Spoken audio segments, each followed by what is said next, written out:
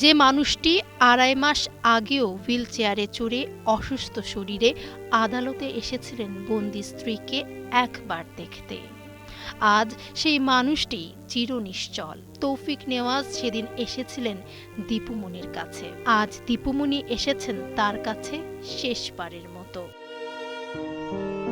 ২০২৬ সালের এপ্রিল আন্তর্জাতিক অপরাধ ট্রাইব্যুনালের হাজতখানায় বন্দী দীপুমনি। খবর পেয়ে হুইল চেয়ারে করে সেখানে ছুটে আসেন তার স্বামী তৌফিক নেওয়াজ। ২০১৯ সালের স্ট্রোকের পর শরীর আর আগের মতো ছিল না, তবু স্ত্রীকে দেখতে আসা থামাননি। ২৭ মে ছিল তাদের শেষ দেখা।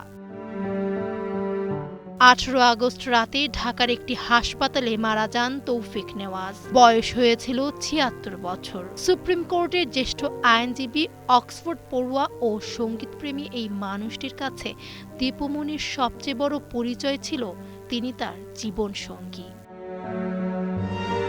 স্বামীর মৃত্যুর খবর যখন কারাগারে পৌঁছায় তখন দীপুমনির সামনে শুধু লোহার দরজা। আইনজীবী ও মেয়ে প্যারোলে আবেদন করলেন, কারণ শেষবারের মতো স্বামীর মুখটা দেখতে চান তিনি।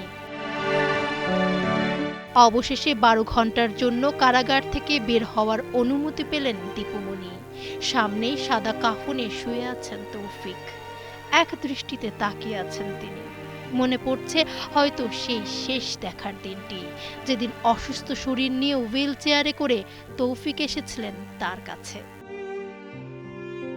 এই মুহূর্তে রাজনীতি, পদ কিংবা পরিচয় সবই যেন দূরে। এখানে তিনি শুধু একজন স্ত্রী, সামনে শুয়ে আছেন তার দীর্ঘ জীবনের সঙ্গী।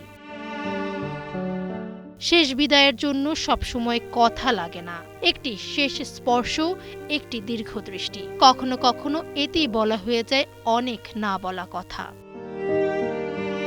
দীপুমনি আবার ফিরে যাবেন কারাগারে, সঙ্গে থাকবে তৌফিককে হারানোর শূন্যতা, যে শূন্যতার কোনো প্যারোল নেই। ডেস্ক রিপোর্ট, সময়ের আলো।